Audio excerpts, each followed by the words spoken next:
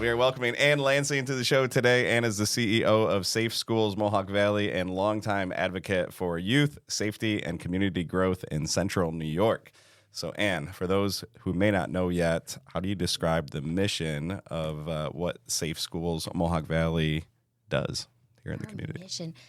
So we work with kids to eliminate barriers so that they can succeed in school. And a lot of that's social-emotional barriers that we work with that schools don't always have the time to address. And it can be anything that's going on in their world. But we want kids to come to school, to be successful in school, and to graduate. And we've started to even work beyond that, whether they want to go to college, whether they want to get into a trade, whatever their career aspirations are. When they're little, it's always, I want to be, the star athlete. And then we start talking about, well, you might not be the star athlete, but what else can you do to work with sports, let's say, or dance or something like that? There's all kinds of things that they can do. So, but that's pretty much what we do in a nutshell. And whatever's going on with them, we try to address. And if our agency can't through our programs, then we will refer out or we'll find the support that they need. Okay, before we get into the meat and potatoes of what you guys actually provide and you do, let's talk about your background. You were born and raised here in Utica, Yes. but you spent time in Lake Tahoe, Atlanta, California.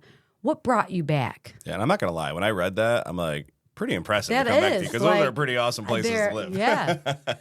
They were, and part of it was too far from home. Yeah. Part of it was too big of a community. And then part of it was that I never found the same supportive environment anywhere else. And I think when I left, I left right after college, and I'm like, I'm never coming back, just like so many kids say. But I needed to experience the world to appreciate how fortunate we are here.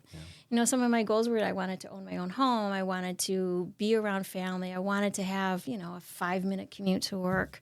Where in some of those places, it was, even though mileage, I wasn't far from home and work, it could take an hour to 2 hours. And traffic is a game changer. Yes. We experienced that too. Yes. Extremely frustrating. And why does it, the day you're late, there always has to be, somebody that broke down or, whatever. And I started when I lived in Oakland and I was working in San Francisco, and I started following the ambulance going across the bridge. I'm like, this is great, and get right over until I learned it's illegal to do that.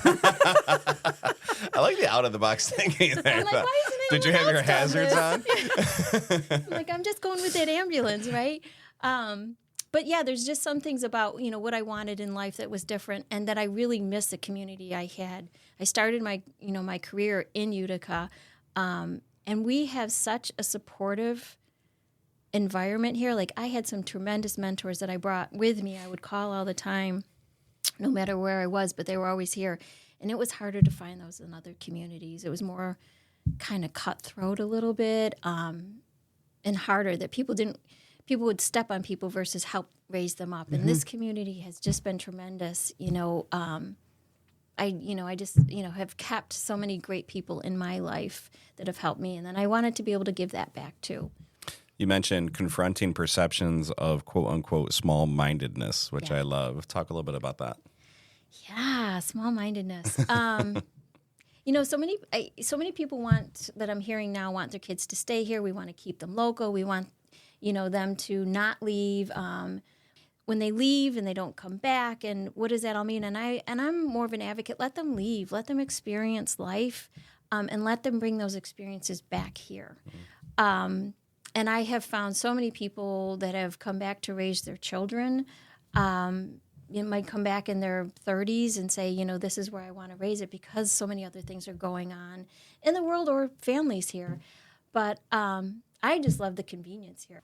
How many miles? Like I said, I live in Clinton, but to drive down here was no big deal. And I'm just driving down here. I'm like, I came over Higbee, and I'm like, it's so beautiful. Yeah. How lucky we are. Like, it just is overwhelming how incredible it is. Like, you can, I would tell, when I worked in California schools, I would tell the kids, about, I don't know, can I say it's about cow tipping? I never actually did it. We have people that swear sometimes. We're going to hit all the illegal activities early in this interview.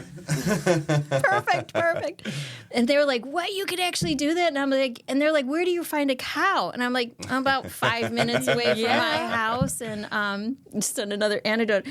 When I was working in California, I was working with kids, and we talk about winter, and obviously they don't really get snow or anything where I was in the Bay Area. And they'd ask me what it feels like. What does it feel like to touch snow? And how cold does it get? And I'm trying to think, and I'm thinking, how did I describe how cold snow is? And I was like, I know. I said, sometimes when you go outside, you can actually feel your nose hairs freeze. It hurts. It hurts. Or your eyelashes when you're skiing and they're like freezing, you can't open them. The kids are like, oh my God, that's incredible. So I love that. I love the changes of the seasons. I really miss that. I love that you can kind of hunker down when in the winter time and be vibrant and fun and everything outside. And when I was living in California, I'm like, it never rained. I'm like, so around here, I'm like, I got to bring my umbrella. I got to know when it's going to rain. Out there, I'm like, it's just too nice. I got to be outside every day. Like, I was tired. I'm like, I want a rainy day. So I don't feel like I have to be out there. Yeah, it is. It's one of those, like, if every day were a holiday, we'd have nothing to look forward to type situations. Exactly. So I think you got it totally right when you said what brings a majority of the people back to our area is children. Yep. And kids. And I know that was the situation for Scott and I. We lived in Northern Virginia, right outside of D.C. So much to do. Yep. We had our first child. And I knew that I didn't want to raise him there. Yes. And I didn't want him to attend schools there that I was teaching at. I was teaching in Northern Virginia. Yeah. I didn't want that for my own child. So I love the mission of Safe Schools is keeping our education system the way that we remembered it. We are older. Yes. And we had a conversation before we started that our children are so different now. Yes. And their needs. Yep. And the things that they need from our school districts that educators can't give them solely. Right. So why don't you talk about what Safe Schools does in the school district to help support education for kids and the educators and everything. Right. It's a tough time right now. And I feel like my parents saying like, oh my God, like when I was a kid and we didn't have all this and we walked 10, and literally when I was going to Utica schools, there were no school buses. You did walk, wherever you were, you walked everywhere. But I think, what's happening with kids and is us as adults trying to understand the impact of everything that's happening in the world. I remember as a kid hearing about, we'd have drills that we'd have to hide under our desk if the nuclear were working, like that was going to save us. And now, but I never knew what a communist was. I heard it was, and as a kid I was like, is it a monster? Is it what is it? Like, is it nothing I felt like I could touch or understand what it was? And for these kids today, I think COVID did the same thing to them. What is this thing that scares me and could kill me? But you just take all of what's happening in the world and they get it instantaneously. They hear about it and they're trying to decipher what this means on their own.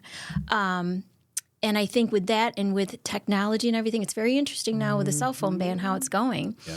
I know a couple schools did it last year and had great success. And kids were like, wow, I don't have to worry that I'm missing out on something because my friends don't have a phone either. So I hope that we start to see that with everything that's going on. I'm very much supportive of that personally, the cell phone ban.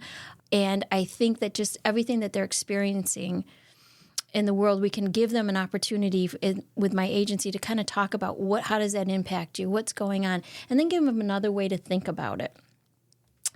And what we try to do is always, teach them resiliency skills, coping strategies. We're doing a lot more in mindfulness and meditation and really taking that time to just take a deep breath. I know for myself, my emails, I had to put the 30-second pause before it's sent because I'm like, I want to mad at something. I'm like, but that's not how I need to get that out.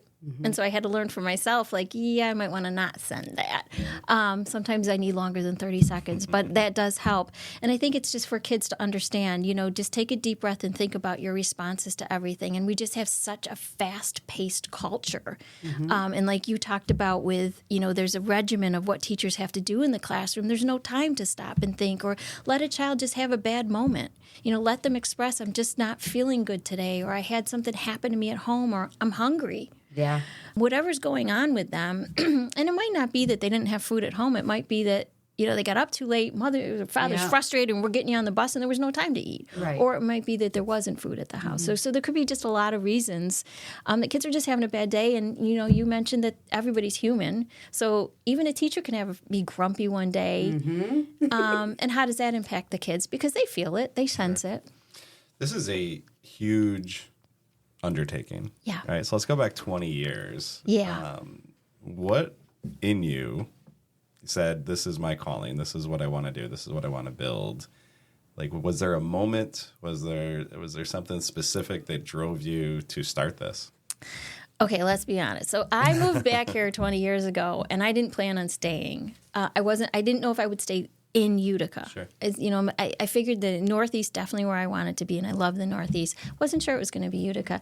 I took this job, and it was a grant. The agency was founded on a grant that the Utica City School District got from the federal government, and it was called Safe Schools Healthy Students. And it was the federal government came together after Columbine and said, we need to do something. We need to deal with violence. We need to deal with drug use, depression, anxiety, all that stuff that were going on with kids. So they dump all this money into a school district.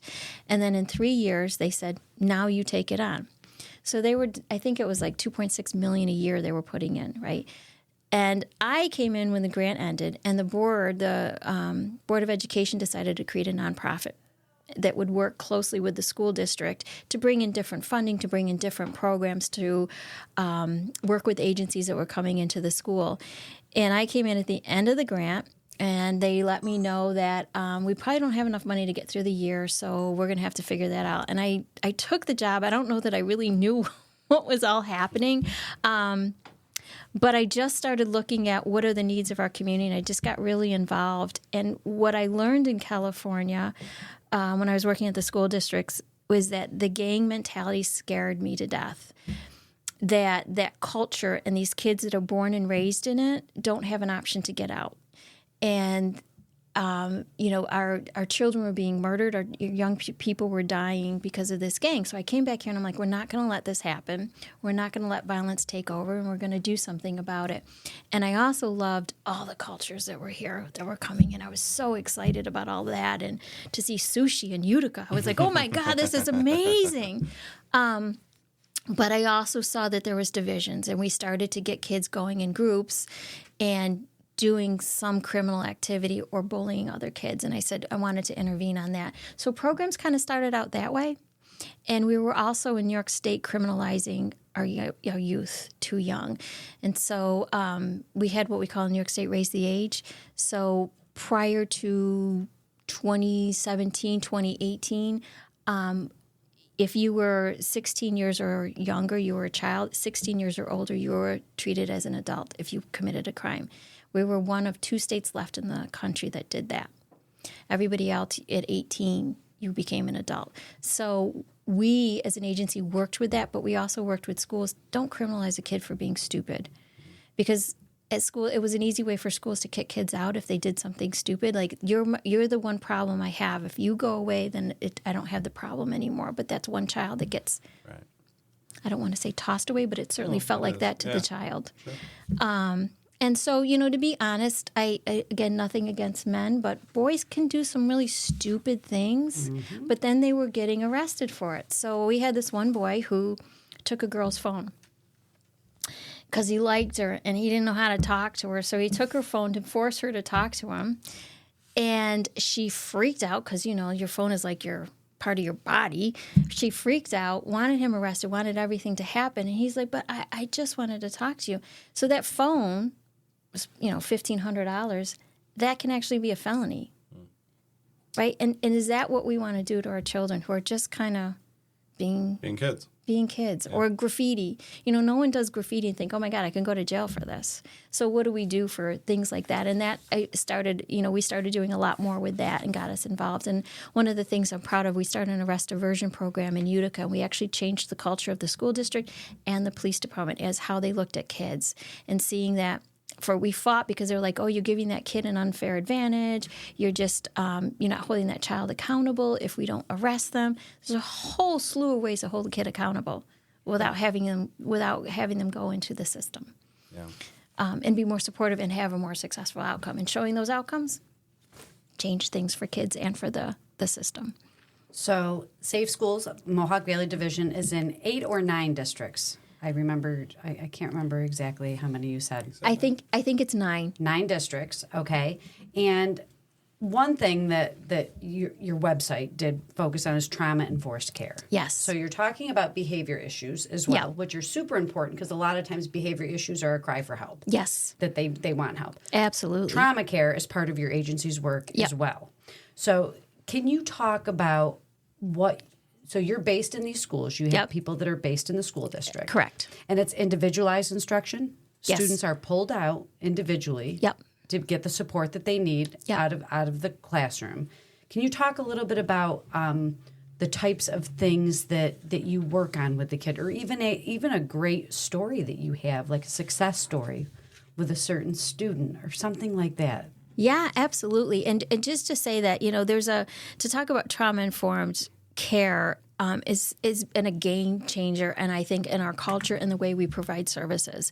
So instead of saying to a child, which is what was said to me when I was growing up, "What's wrong with you?" To this day, my mother still says to me, "What's wrong with you?" And we say that to kids all the time, not thinking it. And we in trauma-informed care change that to what happened to you. So we start looking at what happened to you as to what's causing this behavior. And instead of looking at the child that can control their behavior, is doing it on purpose, and is acting out for some, just to irritate us as adults, we start looking at what's going on with them. And so looking at that trauma, so are they being neglected? Are they being abused? Did something happen? Like we had one child who, fourth grader, stopped coming to school. And the school, so typically what happens, we'll get referred that child, say they're not coming to school. I've called the family, nobody's answering. And so then the child gets referred to us, and we'll start figuring out kind of what's going on. So we started working with the child, went to the home, and tried to talk to the parents, had a hard time getting into the home, weren't figuring out what was going on. Finally, the child shows up to school one day, we start talking to them. Fourth grader, 2 parents with terminal illness. He was so terrified. He had a younger sibling at home. He was so terrified if he came to school, they wouldn't be alive when he got home. And so we started, again, just asking the questions. That's crazy. Isn't it? And just like I got goosebumps thinking about it like this. I can still see this child. And to think that that's the load they're carrying. Of course, parents don't mean to do that. But the child became the adult for the younger siblings, right? Mm-hmm. And that's certainly not what the parents want. And the parents didn't have the support they needed. There wasn't an extended family to support them. And not really, trying to take care of each other, not realizing the impact that has on kids. So we started talking to the child with the family. We got the family more support that they needed. And we got the child more support as well, too, to be able to give a place for him to express himself and his fear. And not knowing that his fear was taking over him.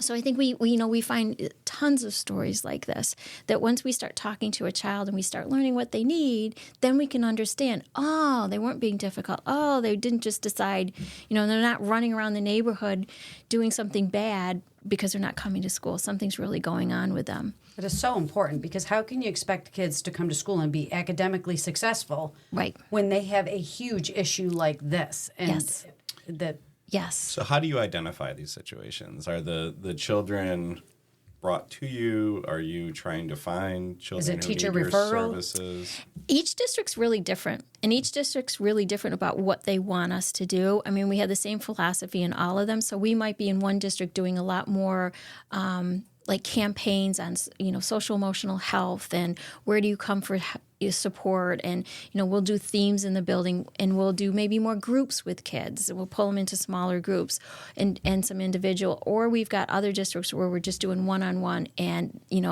like Utica, there's just 10,000 kids, and so we'll get just a list of who we just don't have time to give the individual support. They've had this many out-of-school suspensions or in-school suspensions, or they just can't function well in the classroom, and then we see if we can help them. And and then we work closely with the social worker, the teacher, whoever, the administrator in the building, and we just monitor it. If we can get them to succeed, great. If it's more than beyond us, we might refer to another agency to get more intensive services than what we can do. But the whole goal is to keep them in school. And it is so important, because as an educator, there are times that you can see a kid is having a coming apart. Yeah. And they just need a separate space. Yeah. But they need a person to be with them in that separate place. You can't just be like, go take 5. Yep. Go take 5, go for a walk. Like, you can't send the kid out, So this is really important, because it gives them that space to express themselves and have a moment and then come back to the learning environment. Yep. Yeah. So awesome. And we have so many school districts that are really working on some are calling it like not a timeout room, but a rest room or resiliency room, where they may have different, they might be able to sit in a rocking chair. Sensory there might things be that they can do that relieves that stress that they're undergoing. Or like a tent, and they just want to hide in a tent. Yeah. I walked into one of the rooms that we were helping build, and I was talking to my staff, and we were talking, and I didn't realize there was a kid like under a table and had, a bunch of things there. And they're like, oh, this is where they need to go during the lunch period, because the lunch room is just too overstimulating for them. Sure. And so they come in here, they have their lunch, and she had everything all set up the way she needed it to be set up, and don't touch anything. And just, and the kid did phenomenal now in school because they had that time out, that place where they could go and just be like, okay, I need to check in with myself, and I just need quiet. And I think as parents, as educators, as just people, we're realizing that all children are different. Yes. And to expect every kid to sit in a seat and learn, that's not their learning style. No. And that they cannot learn that way. So we need to be accommodating to kids that need different things. And I think children are more in tune to that now. Yes. Like I even know my own kids. They get it. Yes. You know, and it's because they're seeing it. For sure. And it's okay. Like I know when I was teaching, like I had certain kids that had a bouncy chair. Yeah. And they got to say, and they were wonderful. able to be focused. And that's okay, because certain people need certain things to be successful. Yep. So it's so important that we're providing kids the things that they need in order to be successful academically. And, and I think it's giving teachers the skills to understand that, too. Mm-hmm. I think that's the big thing that, and a lot of districts are doing, they're teaching about trauma-informed care. They're teaching about restorative practices to give the tools to the teachers. And if a teacher has their background and things trigger them, what do we do with it? So we work with that, like get to know your own self. Like when you feel that pit in your stomach because you're having a bad day, or a child just triggers something in you because of what they went through, then take that time out for yourself. So, we've had some significant, tragedies in our community, often can tend to be around the death of a child or suicide. And we've talked to school districts. Yeah, the kids need support, but the teachers do too. Because that tragedy affects all of us. And we forget that the adults, too, need the support. So we've had teachers come in and just sit down with us like, I'm frustrated. This is too overwhelming. I don't know what to do. And you almost like if you haven't got that perfect control of your classroom, right, where every child is sitting perfectly, you feel like, no, it doesn't. But you, like some of the younger teachers will feel like a failure. Like, what am I not doing? Yeah. And so then we might go in and just sit with them and be like, okay, let us just take care of these kids, and give them something to do. But I worked in this one classroom when I was first starting out, and the lesson I had, I was just reading off a card, so I think they were maybe first graders. And one kid was doing a circle around the room. So distracting to me. And I'm like, okay, what do I... And I'm looking at the teacher like, are you going to tell the kid to sit down? Do I need to say anything? And this little girl looks at me and said... You just need to know that he has a different way of learning, and we're all okay with it. He needs to walk while he learns because he's paying attention, but we can all sit here. And I'm like, oh, my God, she's 7 years old, and she's telling me this. And so I'm asking the questions, and he was right spot on with all the answers. The rest of them were kind of like looking around. But to understand that was okay, but to be able to tell the rest of the classroom, no, you all can't get up and walk around, but he needs that. And the self-esteem that probably builds for him to be successful. Well, and you fast forward to adults, I think of like marketing meetings, right? Think tanks, they have basketball courts and ping pong tables, and they encourage that type of movement to create. Creativity. Yeah. So let's talk about ages. Is this a specific age, or is this from like K through 12? K through 12. We do school age. Yep, we do school age. So how many people are working for your organization? It's around 40. There's around 40 of us, And you mentioned that you are in need of people, too. Yes, we've got open positions. Okay. So if anybody's interested, and, it's a great opportunity because, like, you can still have fun with kids but still be teaching them something, right? sure. And so we have the opportunity, like we do a lot of games with kids, but we're always teaching, you're teaching about how to share, about how to take turns, about how to support somebody else. And so games are amazing, and there's so many fun things out there. Or to do yoga with kids. We've had yoga instructors, and then they bring in that, and just getting kids to move. Breathe. I mean, I love that we still do in schools, like kid gets sent to the office, sit there and don't move.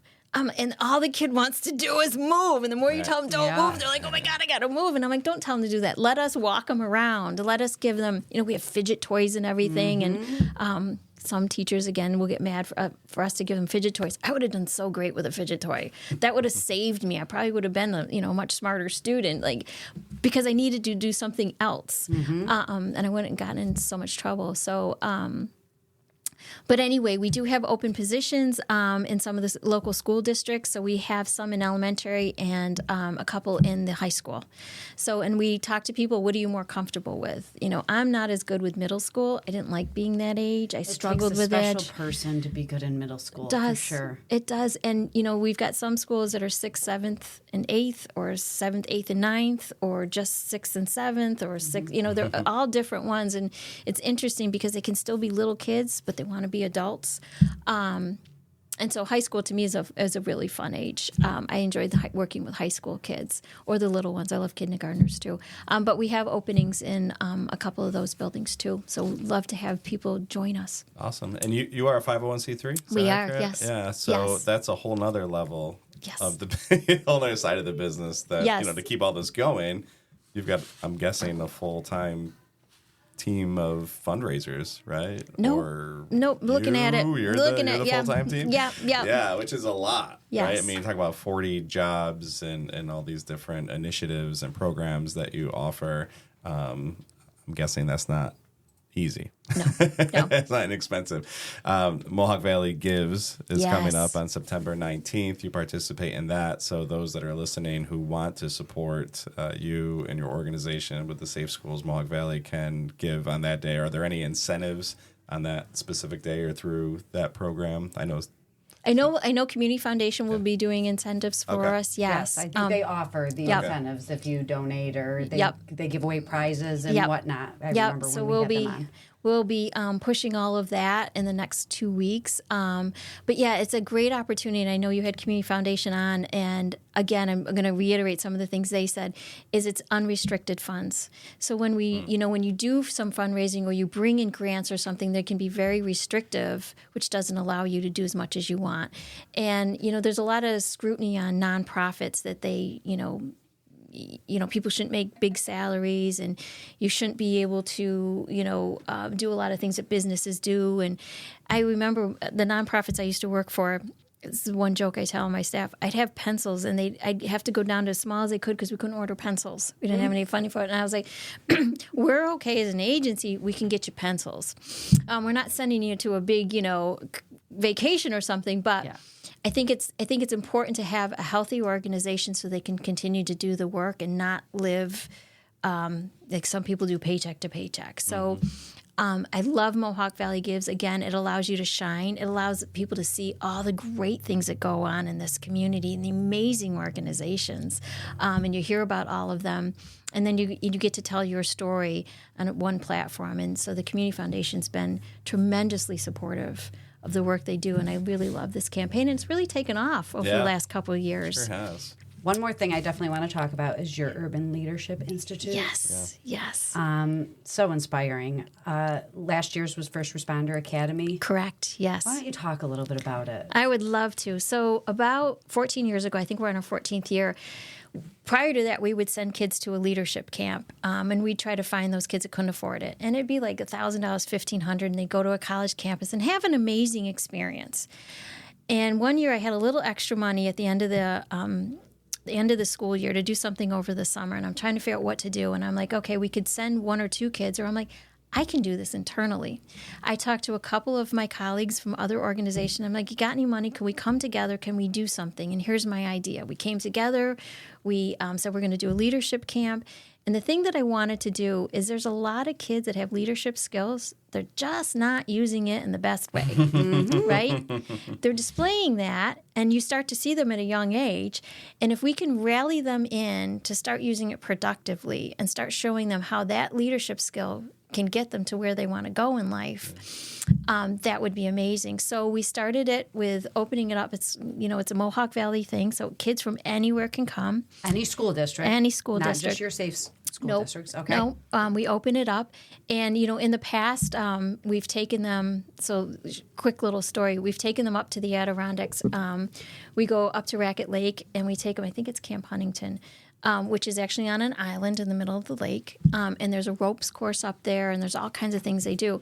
So we get kids from Utica, and we get kids from the surrounding area. And so it usually takes place in Utica the other days. And there's some people a little concerned that coming from the outside, coming into Utica, what does that mean? I don't know. I hear all these stories about Utica, and our Utica kids are like, oh, yeah, it's all fine. It's all fine. Sometimes trying to scare them about living in a city. But then it flips when we take them to the Adirondacks. And we had some of these, tough Utica kids terrified that a bear was going to eat them. So we just didn't tell them there were no bears on the island till the next morning just to keep them in line. But the other kids now felt empowered, like, oh, yeah, if this bear comes, this is what you do. If you see this, this is what you do. And to be able to share that experience and then to do the ropes course and to push your comfort zone and to try new things. So that's how we've always built it in the past, and we're constantly teaching leadership. So then I was talking to Marianne Bottenshawn, and she did a press conference and really wanted to do something with first responders. We know people aren't going into that field. We know in our area we have a lot of volunteer departments, and people just are not joining that. Or the police show up, and they're not getting a warm welcome, like, help me. They're getting, a lot of negativity.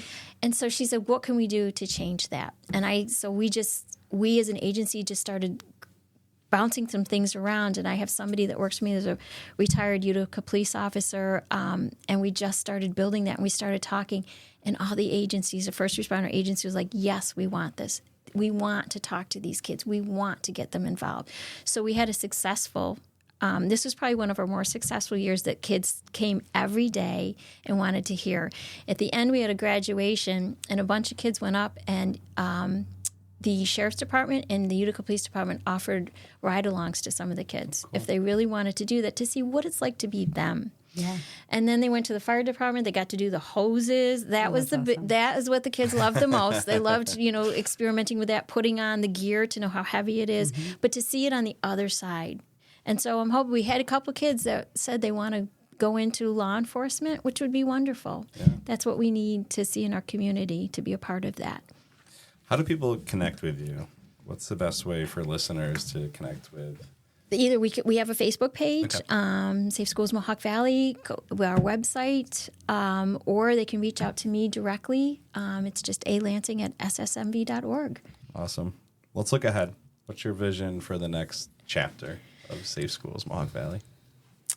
My dream would be that an agency like ours isn't needed anymore. I'm not sure that world definitely exists because there's so many other competing factors, but it's always to just be on top of what are the evolving issues that our kids need support with and our families need support with. So, whether it's teaching the vital skills that we all need, that we sometimes got from families or we got from schools. I went to Catholic schools for a few years, so I certainly had that perception. And I had, 5 moms in my neighborhood. Like everybody in my neighborhood was the parent that could get me in trouble too, and could, punish me.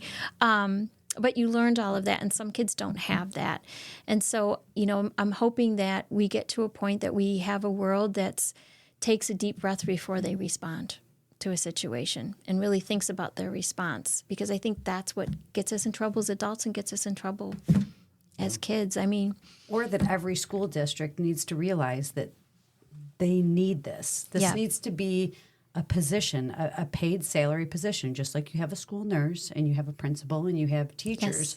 You need somebody in the district to offer support to kids that need it. Yep. Not just your social worker, because they are dealing with issues, and not just your school psychologist and your guidance counselor. Absolutely. And they don't have that. Again, when we talked about how a school runs, the social worker is not necessarily doing one-on-one therapy with a child. They can, yeah. That's not what a social worker does in school. Yeah. Yeah, correct me if I'm wrong, but that's also probably reactive, right? Yeah. I haven't been in the schools, but your work seems very proactive. Yes. Where you're trying to get the kids there and get them making different decisions and comfortable before a Right. social worker is needed. Yep. Yep. Yep. Absolutely. Heavy stuff, super important stuff, right? Yes. The work you're doing is amazing. Well, thank you. Truly needed. I don't know if there's anything more important than giving kids that have uncapped potential, an opportunity when the system, frankly, just kind of is built to pass them by. And Just being that built person for a kid to be successful. Yeah. How awesome is that? To know that you're truly making a difference in a kid's life. No doubt. Yeah, and when they come back and see you, a few years later, like, oh my that's God, the real you helped. pay, right? And we've actually hired some of our That's former awesome. students, and they're like, I want to give back too. So That's yeah, great. Probably yeah. the most impactful, right? I Yeah. mean, Sure. when they can get in front of the kids and speak first person, right, through their Yep. lens and what that looks like Absolutely. in the end. So we're going to lighten it up a little bit. We always end these with rapid fire questions. Okay, I'll start. Some All are right. more rapid than others. Favorite spot in central New York to unwind? Ooh, that's a good Just one. relax. Just one. I love to do a plug out for another place. Is Brimfield Winery is right around the corner from me, and also sitting right in the pond on Old Forge. Yeah, it's a great spot. Yeah. Brimfield, you can use the You can driving hit us a couple range. golf balls Ex- too. ex- I'm sure you've seen our Exactly. son. He spends a lot of time at the driving range. That's his favorite spot to unwind. One word that your team would use to describe your leadership style. Inclusive. Very appropriate. Last show or movie you binged? I don't know, because that could be embarrassing too. Good. I That's what we're just going watched. I know. Shrinking. I loved that show. Oh, okay. Yeah, we watched that. It was really good. That was really good. Yeah. It was really fun to see Harrison Ford in a different I kind of goofy. loved him. It was- in I that. know. Actually, Yeah. okay, it took me a minute because I'm like, we watched it, we liked it, and then Harrison Ford We was loved the amazing. tall in guy it. too Yeah. that was on it. What was his name? The Oh my God. one that lost his wife. Yes. Oh, I can't remember his name, but I anyway, can't great even- yeah, show. Great yes. show. We all would recommend it. All right, let's go to a book that changed your perspective. Probably Dr. Nadine Burke, who did work on trauma-informed care, and she's a pediatrician, my idol, and became the first Surgeon General of California. Okay. Yeah. Secret talent or hobby people might not know about you. That's a good one. I love to garden. That's my solace. It's where I find peace. And also I can pull weeds. And when somebody makes me mad, I'm like, it's their head I'm pulling out of the ground. But I also like to knit. Oh, okay. Yeah. Lost art form. It is. And what do you do with all these things you knit too? There's only so many things you need or so many blankets you need. Grandma's Afghan. Most underrated thing about living in Utica. The people. I just really don't feel like, the diversity of people, and I don't feel like we appreciate the diversity of that. And that could be, people from all walks of life. Like I love to go down to, down around Munson Williams and just watch people because it's just an amazing, whether people have struggled or people from all walks of life. Like I feel like you can just be in any part of the city and just be you, which I love. What gives you hope right now? There's an awful lot of things that give me hope. I think we live in a very hopeful time. I think we can, to watch that, if you've been treated badly in school, we can turn that around. If somebody said something negative to you, we can turn that around. Nothing's permanent. Everything kind of changes. That's why I love the changes of the seasons. It's like if I had a hard time in one season, another one's coming. We can just always rethink and reimagine ourselves, our community, whatever we want to do. Nothing has to stay the way it is. And I do think that aligns with the work you're doing because what gives me hope is that I think there's more opportunity for our Yes. kids' generation today than there ever has been. Right. It used to be who you know or where you came from or what you had, Yep. but now with organizations like yours and others, we're identifying, opportunities for everybody. Absolutely. Which is Absolutely. awesome. So, Anne Lansing, this has been a lot of fun. Yes, And, it has. great I've enjoyed you conversation. guys. Yeah, Safe Schools Mohawk Valley. We'll put all of the links in the show notes for you to connect with them and support them and see different opportunities that are coming up. Thank you for all you're doing and shining the light on all the greatness in our community. So thank you. Thank you.